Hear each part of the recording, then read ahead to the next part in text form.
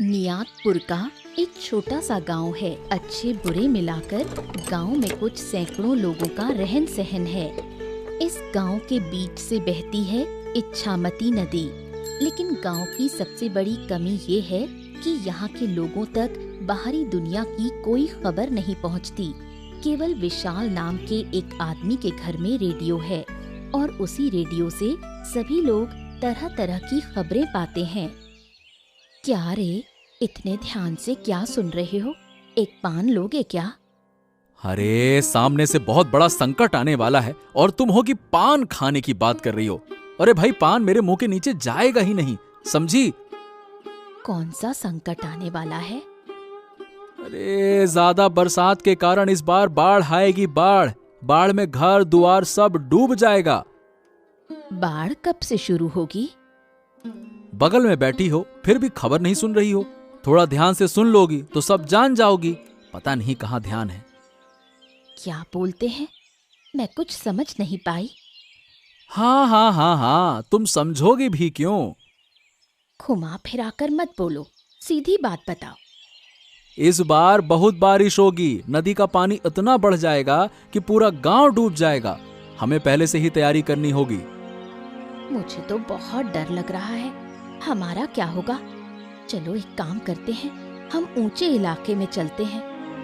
ओहो, कहीं जाने की जरूरत नहीं है। हमारे घर के पास बड़ा आम का पेड़ है। उसी पर बांस से 2 मंजिला घर बनाएंगे। बरसात आने तक हमारा घर तैयार हो जाना चाहिए।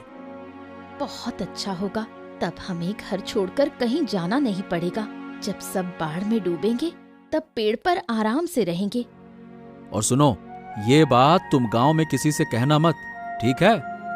नहीं जी, मैं किसी से कुछ नहीं कहूँगी। हम नहीं बताएंगे तो गांव के लोग कैसे जानेंगे? क्या जानेंगे? इस गांव में एक ही रेडियो है, वो भी हमारे घर में। पेड़ पर ईंट पत्थर से घर तो बन नहीं सकता।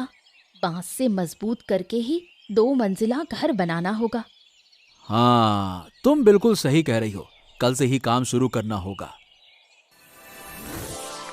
इसी गांव में विजय नाम का एक आदमी भी रहता है। पत्नी दिशा के साथ उसका छोटा सा परिवार है। वो लोग विशाल के पड़ोसी हैं। विजय दिन भर मेहनत करता और रात को घर लौटता और फिर दिशा से तरह तरह की नोकझोंक होती। ये तुम्हारे घर आने का समय है। इधर मैं दिन भर अकेली घर में पड़ी रहती हूँ, उसकी तुम्हें कोई परवाह नहीं। अरे तो क्या करूं? मैं जानबूझकर तो देर नहीं करता। दिन भर बहुत काम रहता है। काम करके ही देर से लौट पाता हूँ। क्या करूं? इतना काम करके होगा क्या? अरे भाई, काम ना करूं तो घर कैसे चलेगा? दिन भर मेहनत करके लौटा हूँ और तुम अच्छा व्यवहार करने की बजाय झगड़ा कर रही हो। क्या करूं? दिन भर अकेले रहते रहते मेरा मूड चिड़चिड़ा हो गया है। अरे भाई, तो दिन भर अकेले क्यों रहो? आसपास के लोगों से बातचीत तो कर सकती हो ना। तुमसे एक बात कहनी थी। क्या? पड़ोस के विशाल दादा, जानते हो ना, वो लोग आम के पेड़ पर बांस से 2 मंजिला घर बना रहे हैं। कहते हैं कि गांव में बाढ़ आ जाएगी, इसलिए अपनी सुरक्षा के लिए ऐसा कर रहे हैं। अरे उनकी तो किसी बात पर मुझे विश्वास ही नहीं है। तुम बिल्कुल भी विशाल दादा और ललित दीदी की बातों पर भरोसा मत करना। कोई बेवजह पेड़ पर घर बनाता है क्या? जरूर बाढ़ का खतरा होगा। तुम तो उनकी बातों पर ध्यान ही नहीं दे रहे। हाँ, देखो ऐसा है, मैं उन्हें बहुत अच्छे से जानता हूँ। झूठ बोलना और चालाकी करना ही उनका काम है। पेड़ पर घर बनाकर सबको दिखाना चाहते हैं कि देखो, हम पेड़ पे रहते हैं। अगर सच में बाढ़ आ गई तो हमें ही मुसीबत होगी। अरे मुझे तो उनकी कोई बात सुननी ही नहीं है। एक नंबर के झूठे हैं वो। ठीक है, उनकी बात अब मैं नहीं कहूँगी। तुम हाथ मुंह धो लो, मैं खाना परोसती हूँ। कई दिन बीत गए। बरसात भी शुरू हो चुकी है। उधर शहर में अचानक चोरी की घटनाएं बढ़ने लगी हैं। एक दिन कुछ पुलिस वाले निताईपुर गांव में एक चोर की तलाश करने पहुंचे। क्या घर में कोई है क्या? जरा बाहर आइए। पुलिस मेरे घर पे आई है? आप लोग क्यों आए हैं? बताइए क्या क्या चाहिए? बात यह है कि हम एक चोर की तलाश में आए हैं। शहर के राइस मिल से बहुत सारा पैसा चोरी करके भाग गया है वो। अच्छा, अरे भाई तो चोर की तलाश में मेरे घर क्यों आए हैं? यहाँ कोई चोर नहीं है, कहीं और खोजिए, वहां मिलेगा, यहाँ नहीं है। ये चोर इसी गांव में है। पूरे गांव में तलाश कर लिया, कहीं नहीं मिला। बस आपके घर की तलाशी बाकी थी। अरे भाई मैं कह रहा हूं ना, मेरे घर में कोई चोर वोर नहीं है। गजब बात करते हैं आप भी। अगर मेरी बात पर भरोसा नहीं है, ठीक है तो ले लीजिए तलाशी, ले लीजिए तलाशी। अरे अरे अरे, आप इतना गुस्सा क्यों हो रहे हैं? सिर्फ आपके घर की नहीं, पूरे गांव को छान मारा है। चोरों का आतंक बहुत बढ़ गया है। अगर चोर पकड़ में नहीं आया तो देखना, एक दिन आपके घर में भी चोरी हो जाएगी। समझ रहे हैं ना? अरे जब चारों तरफ इतने चोर हैं तो आप लोग क्यों हैं? आपका काम है ही क्या? एक छोटे से चोर को तो पकड़ नहीं पा रहे हैं, बड़े बड़े अपराधियों को कैसे पकड़ेंगे? अपने आप को बहुत ज्यादा समझदार समझते हो। ज्यादा समझदार बनना भी अच्छा नहीं होता है। वाह वाह वाह वाह वाह, सच्ची बात बोलते ही लोगों को ज्यादा समझदार कहा जाता है। आप लोग तो सरकारी नौकरी करते हैं, आराम से बैठे रहते हैं, बड़े बड़े अपराधियों से पैसे खाकर अमीर बन जाते हैं, और छोटे से चोर को पकड़ नहीं पा रहे। मुझे तो सोचकर ही हंसी आ रही है। अरे चलो यहाँ से, इस आदमी की फालतू बातें सुनने का समय नहीं है। चलो। हाँ हाँ, क्या हो गया? घर की तलाशी लिए बिना ही जा रहे हैं, क्या हो गया है? हाँ हाँ ठीक है, हमें समझ में आ गया कि आपके घर में कोई चोर नहीं है। बच गए। बरसात का कहर और बढ़ता जा रहा है। इच्छामती नदी का पानी गांव में घुसने लगा है। अब जाकर गांव वालों को समझ आया कि इस बार का पानी पूरा गांव डुबो देगा। उधर राइस मिल से पैसे चुराने वाला चोर विशाल के घर में छिपा बैठा है। अरे भाई, पुलिस आई थी, चालाकी से भगा दिया। लेकिन ये बताओ कि तुम्हें आसरा देने से हमें क्या फायदा? एक बार बचा लिया तो बार बार बचाऊंगा, ये मत सोचना। अरे अगर मुझे पुलिस के हवाले नहीं करोगे ना तो तुम्हें बहुत फायदा होगा। वाह वाह वाह वाह वाह, सुनो तो सही, बताओ बताओ बताओ, क्या फायदा होगा? कहीं हमें बेवकूफ तो नहीं बना रहे हो? अरे कैसी बातें करते हो, मैं तुम्हें बहुत कुछ दूंगा। ये लो, ये रहे 5,000 रुपए, अब से ये तुम्हारे। हाँ, 5,000 रुपए लाओ, दो। हाँ, और भी बहुत कुछ दूंगा, लेकिन एक शर्त है, मेरी बात पुलिस को जरा भी पता नहीं चलनी चाहिए। हाँ, मैं वादा करता हूँ तुम्हारी बात कोई नहीं जान पाएगा। तुम यहाँ निश्चिंत होकर रह सकते हो। ये तो सही है। तेज बारिश में विजय शहर से काम करके लौट रहा था। तभी उसने विशाल के घर में हो रही सारी बात सुन ली। सब सुनकर विजय जल्दी जल्दी घर लौट आया। तुम ऐसे हांफते हांफते घर में क्यों घुसे? अरे सुनो, तुम्हें कुछ जरूरी बात बतानी है। पुलिस जिस चोर को खोज रही है ना, अरे वो चोर तो विशाल दादा के घर में बैठा है। हाँ, पेड़ पर जो घर उन्होंने बनाया है उसी में बैठकर चोर उनसे बातें कर रहा था, मैंने सुना। ओ माँ, सच में? उन्होंने आखिरकार एक चोर को आसरा दे दिया। बहुत ही स्वार्थी लोग हैं। और नहीं तो क्या, चोर ने उन्हें पैसे दिए और कहता है कि और भी देगा। बस इसी लालच में उन्होंने चोर को छिपाया हुआ है। बिल्कुल अच्छा काम नहीं किया। अब वो चोर पूरे गांव में चोरी करेगा। अरे करने देंगे तो ना, कल ही सुबह जाकर मैं पुलिस में खबर देता हूँ। चोर को छिपाने का मजा अब चखाऊंगा। बारिश ना होती तो कभी पता ही नहीं चलता। ठीक ही होगा। हाँ, चोर तो पकड़ा जाएगा, लेकिन मुझे चिंता दूसरी हो रही है। नदी का पानी गांव में घुस आया है, पता नहीं अब होगा क्या। और क्या होगा? मैंने तुम्हें पहले ही कहा था, तुमने विश्वास नहीं किया। अरे पहले से तैयारी करनी चाहिए थी। घर के सामने घुटने भर पानी हो गया है, जरा सा और बढ़ा तो घर गिर जाएगा। ओहो, हमें कोई इंतजाम करना होगा, नहीं तो बड़ी मुसीबत आ जाएगी।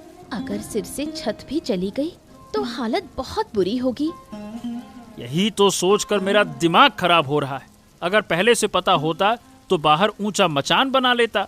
अब तो हालत ऐसी है कि मचान बनाना भी मुश्किल हो गया है। बहुत चिंता हो रही है। अगर चोर भी ना पकड़ा गया तो गांव का क्या बचेगा। हाँ, चिंता तो है। अच्छा, एक काम करो, तुम कुछ सूखा खाना पैकेट में बांध कर रख लो, आगे काम आएगा। हाँ, वो तो कर ही लूंगी।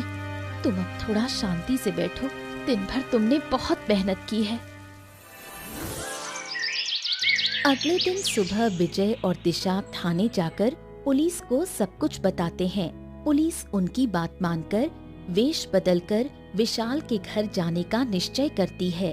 ठीक दोपहर को पुलिस एक भिखारी का वेश बनाकर विशाल के पेड़ पर बने घर में पहुंचती है। अरे कहाँ कहाँ से आ जाते हो तुम लोग? पेड़ के ऊपर घर बनाकर रह रहा हूँ फिर भी चैन नहीं है। यहाँ भी भिखारी चला आया। कहाँ से आए हो तुम? अरे अगर मुझे खाना दोगे तो तुम्हारा भला होगा। तुम बहुत संपत्ति के मालिक बनोगे। मैं जो कहता हूँ वही होता है। मैं लोगों का भविष्य बता सकता हूँ। क्या बात करते हो तुम? फालतू में झूठ मत बोलो। अपना भला चाहते हो तो चले जाओ चुपचाप यहाँ से। शांति से खाने दो हमें।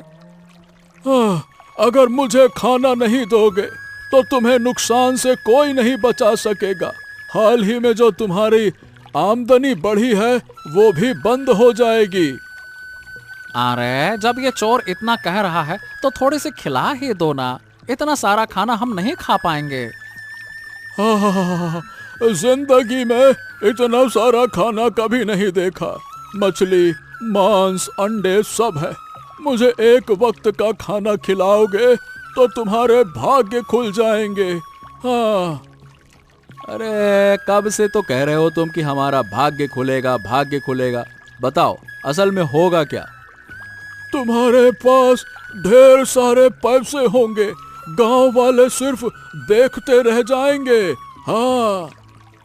और सुनो, अगर तुम्हारी बात झूठ निकली ना तो तुम्हें ढूंढ कर खत्म कर दूंगा मैं। अरे नहीं नहीं नहीं, मेरी बात कभी झूठ नहीं होती। ज्यादा सवाल मत करो। जब मैं खाता हूँ तो जवाब नहीं देता। गजब भिखारी है भाई। देख रहे हो ताव इसके? ऐसा भिखारी मैंने कभी नहीं देखा।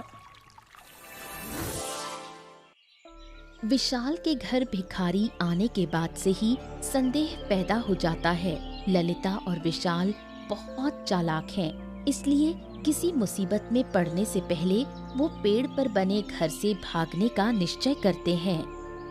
मुझे अजीब लग रहा है, इस चोर को शरण देकर कहीं गलती तो नहीं कर दी। दोपहर में खाकर चोर कहाँ चला गया? अरे कहाँ जाएगा भाग्यवान, चोरी करने गया होगा। चोर का काम तो चोरी करना ही है ना। चारों ओर बाढ़ का पानी फैला हुआ है। हम पहले से तैयार थे इसलिए बच गए, वरना गांव वालों की तरह हम भी मुसीबत में पड़ते। हाँ, मेरे मन में तो कुछ और ही बात घूम रही है। आज दोपहर में एक भिखारी आया था। मुझे उस पर संदेह हो रहा है। मतलब सच में कोई भिखारी था या फिर कोई और? कहीं वेश बदलकर हमें नुकसान पहुंचाने तो नहीं आया? सुना है पुलिस वेश बदलकर अपराधी पकड़ती है। हो सकता है। मुझे भी वैसा ही लग रहा है। चोर की वजह से हम बड़ी मुसीबत में पड़ सकते हैं। भिखारी आया ही कैसे? तुमने अंदर आने की इजाजत क्यों दी? डर दिखाकर अंदर आया। कह रहा था खाना नहीं दोगे तो नुकसान होगा। पता नहीं बहुत कुछ कह रहा था, इसीलिए मैंने कहा मजबूरी में दे दो यार। फालतू में किसी की बद्दुआ नहीं चाहिए। मेरा तो मन कर रहा है कि आज रात यहाँ रहना ठीक नहीं। अब जिस तरह पानी बढ़ रहा है, नीचे रहना भी तो सुरक्षित नहीं लगता ना। चाहे जितनी तकलीफ हो, लेकिन आज की रात हमें नीचे ही गुजारनी होगी। कल रात जब हम चोर से बात कर रहे थे, कोई हमारी बातें सुन रहा था। मैंने कहा था, लेकिन तुमने यकीन नहीं किया। हाँ, विजय हो सकता है। वो इसी रास्ते से आता जाता है। सच में अगर विजय हुआ ना, उसको तो मैं मजा चखाऊंगा ससुरे को। देखो, चोर आ रहा है। पेड़ पर घर बनाया था सुरक्षित रहने के लिए, अब फिर से नीचे जाना पड़ रहा है। अच्छा नहीं लग रहा। सुनो, चोर को छोड़कर हम नीचे चले जाएंगे। आज रात हम चोर के साथ नहीं रहेंगे, क्या कहती हो?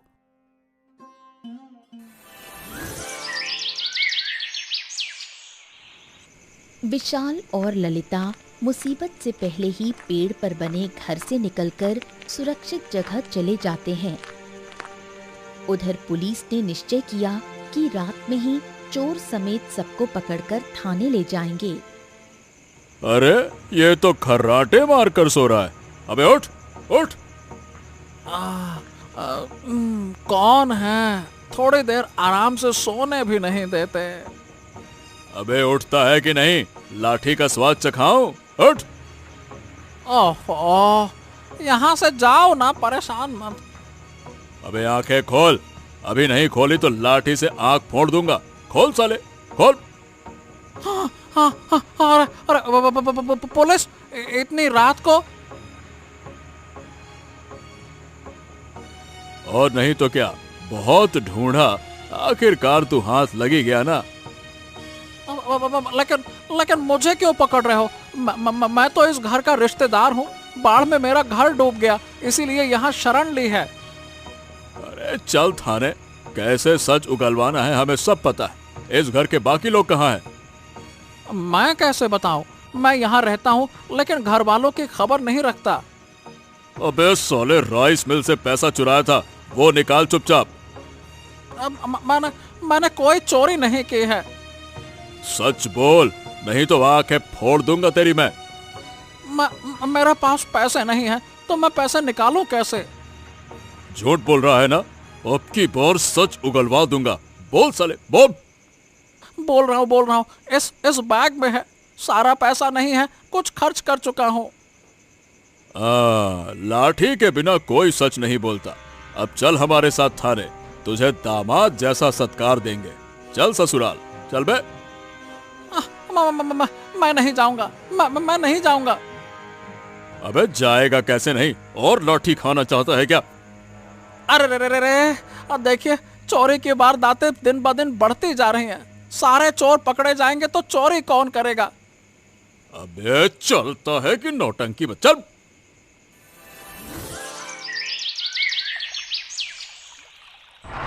चोर पकड़े जाने से विशाल और ललिता विजय से बहुत नाराज हैं। आज काम पर जाने की जरूरत ही नहीं थी। घर के अंदर पानी भर गया है, थोड़ी देर में तो खाट पर भी चढ़ जाएगा। अकेले मैं क्या करूंगी? घर टूट गया तो सब खत्म। तुम लोगों ने अच्छा नहीं किया। घर में मेहमान आए तो क्या उसे पुलिस के हवाले कर देते हैं? दीदी, तुम्हारी बात समझ में नहीं आ रही। मेहमान को क्यों पकड़वाते?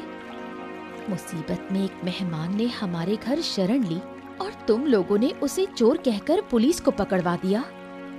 चारों तरफ लोग मुसीबत में हैं और तुम लोग चोर की चिंता कर रहे हो।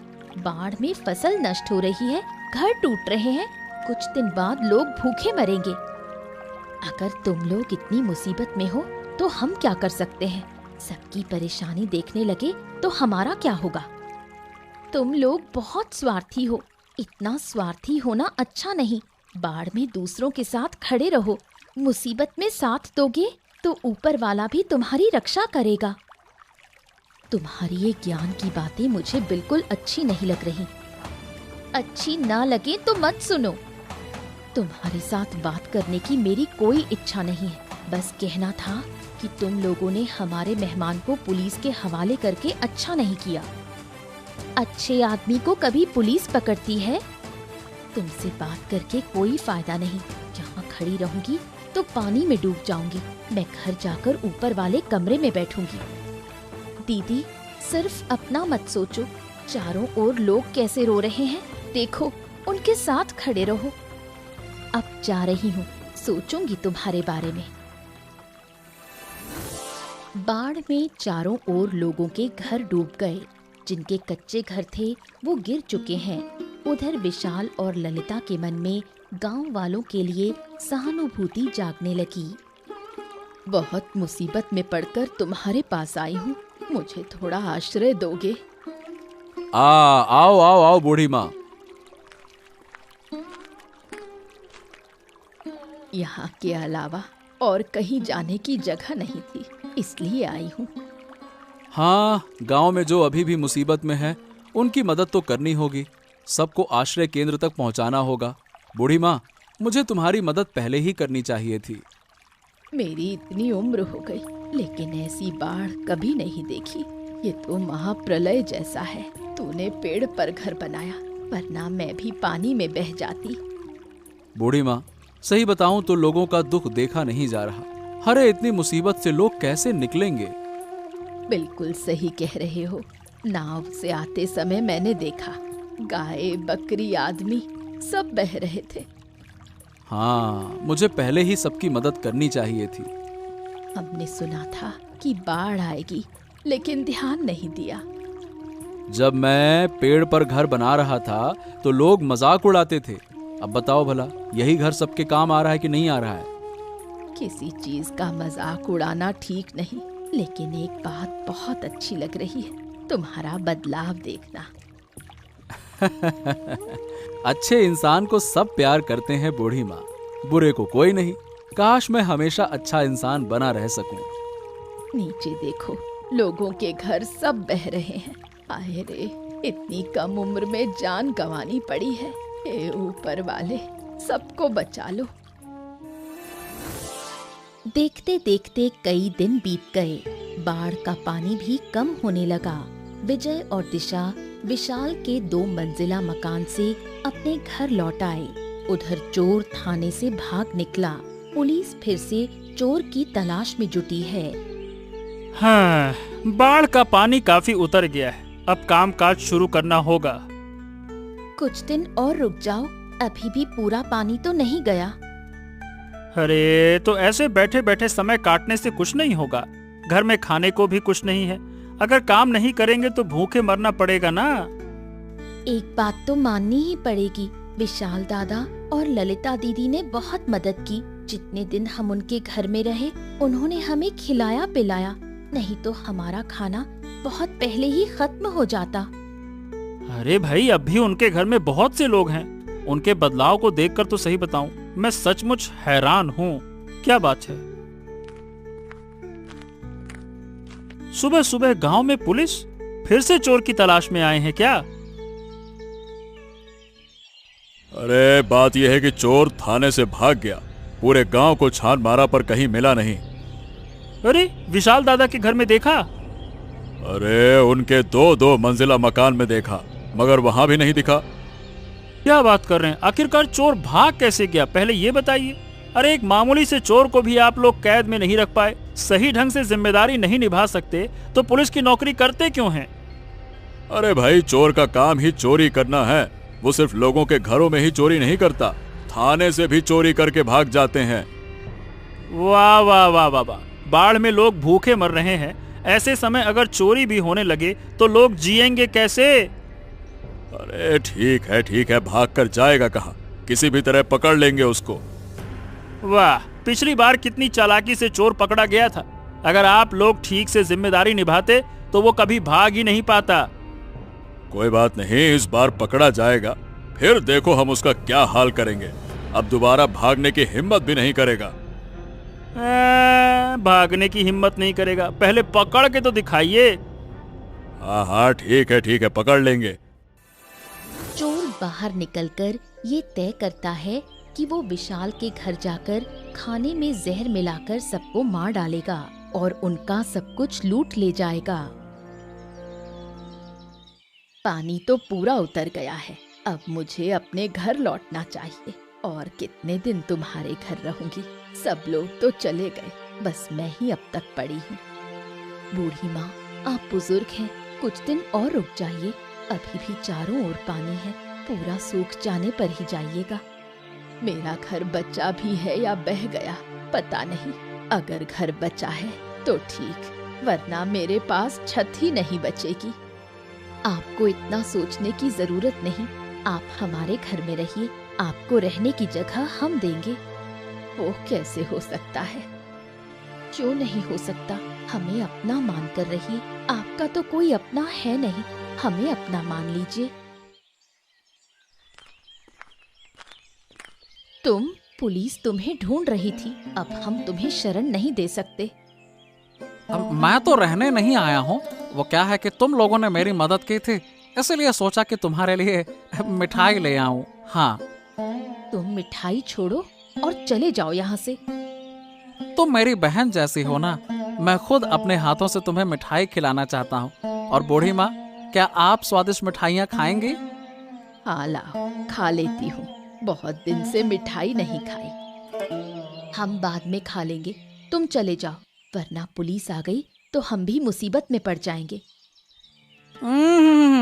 जब तक मिठाई नहीं खाओगे मैं नहीं जाऊंगा। हाँ। अरे कितने जिद्दी हो। अच्छा तो खा रही हूँ, मुझे भी एक दो। मिठाई का स्वाद बहुत अच्छा है। ऐसी मिठाई पहले कभी नहीं खाई। विशाल के घर में ना होने का फायदा उठाकर चोर ने ललिता और बूढ़ी अम्मा को जहरीली मिठाई खिला दी और मार डाला। फिर घर का सब सामान लूटकर भाग गया। इस दर्दनाक घटना के बाद विजय दौड़ा दौड़ा थाने पहुंचा। क्या बात है, इतनी रात को? क्या चोर की कोई खबर है क्या? पिछली बार भी तुम इसी तरह दौड़ कर आए थे, हैं? हाँ, अरे क्या बताऊं, बहुत बड़ा अनर्थ हो गया पुलिस बाबू, और इस अनर्थ के लिए आप लोग जैसे पुलिस वाले ही जिम्मेदार हैं। अरे अरे, हुआ क्या है? अरे चोर ने मिठाई में जहर मिलाकर विशाल की पत्नी और गांव की बुढ़िया को मार डाला। क्या बात कर रहे हो? ये तुम क्या कह रहे हो? अरे चोर की इतनी हिम्मत! हम अभी विशाल के घर चलते हैं, चलो। अरे तो घर जाके क्या चोर मिलेगा क्या? पहले चोर को पकड़ने का इंतजाम कीजिए। चोर पकड़ा जाएगा, लेकिन पहले लाश थाने लानी होगी, समझे? लाश जहरीली है। देखिए, आज उसने विशाल दादा की पत्नी को मारा है, कल मेरे घर में भी मार सकता है। इसकी गारंटी कौन देगा कि वो कुछ नहीं करेगा आगे? अब हम है ना, अब ऐसी घटना नहीं होगी। इसके लिए सख्त नजर रखेंगे, चिंता मत करो। अरे आप लोग क्या करेंगे ये हम सब समझ चुके हैं। एक बार पकड़ के उसको भागने दिए। ओहो, अब ये सब बातें अभी मत करो, चलो मेरे साथ, अभी हम विशाल के घर जा रहे हैं, चलो। आज रात में किसी भी तरह से चोर को पकड़ना होगा। आपकी लापरवाही से आज ये हाल हुआ है। अरे भाई, जितना तुम बोलते रहोगे उतना ही देरी होगी। तुम भी हमारे साथ चलो। और एक और बात, ये जहर चोर ने ही खिलाया है या फिर किसी और ने, पहले ये बात साबित होनी चाहिए। क्या आप कहना क्या चाहते हैं? अरे भाई, बहुत से लोग गुस्से में भी जहर दे सकते हैं। हो सकता है कि वो तुम भी हो और चोर का नाम फंसा रहे हो। वाह वाह वाह, आप असली अपराधी को छोड़कर दोष दूसरों पर डालना चाहते हैं, है ना? अपना काम नहीं करना है बस आप लोगों को। देखो भाई, शक के घेरे में सब होते हैं, जांच होगी तभी साफ होगा, चलो। विशाल मानसिक रूप से टूट गया और उसे समझ आ गया कि चोर को शरण देकर उसने बड़ी भूल की थी। अरे भाई, हमारे गांव में एक ही बुढ़िया थी, बहुत अच्छी औरत थी। ललिता भाभी ने भी बाढ़ के समय सबकी मदद की। एक ही दिन में 2 लोगों की मौत बहुत दुखद है। सहन नहीं हो रहा। अरे बाप रे, कितना बड़ा नुकसान हो गया। ऐसा लग रहा है जैसे हमारे ही घर के लोग चले गए। ऊपर वाले से उनकी आत्मा की शांति की दुआ करती हूँ। ये सब मेरी ही गलती है। अगर मैंने उस चोर को शरण ना दी होती तो मेरा ये अनर्थ नहीं होता। बस बस बस दादा, जब वो तुम्हारे घर में था उसने सब देख लिया कि कहाँ क्या है, फिर मौके का फायदा उठाकर इतना बड़ा नुकसान कर गया। सही बात है, अनजान लोगों पर कभी भरोसा नहीं करना चाहिए। ये समझ मुझ में नहीं थी, मैं लालच में पड़ गया था। क्या कहूँ दादा, सारा दोष मैं तुम्हें नहीं दे रहा। मुझे लगता है कि पुलिस ज्यादा दोषी है। चोर थाने से भागा कैसे? जरूर पुलिस ने पैसे लेकर उसे भागने में मदद की होगी। तू सही कह रहा है, वरना थाने से भागना आसान बात नहीं है। उन्होंने की होगी मदद उसकी। चलिए, बहुत देर हो रही है, अब हम लाश को थाने ले जाएंगे। विशाल बाबू, आप भी चलिए। हाँ चलिए। देखते देखते कई महीने बीत गए। पुलिस अब तक चोर को पकड़ नहीं पाई। उधर विशाल धीरे धीरे मानसिक रोगी बनता जा रहा है। ये लो मेरे घर की चाबी, इसे अपने पास रख लो। क्या तुम्हारे घर की चाबी हम क्यों रखेंगे? मैं घर छोड़कर जा रहा हूँ। घर में रहना मेरे लिए बहुत मुश्किल हो गया है। किसी भी तरह मन नहीं लग रहा।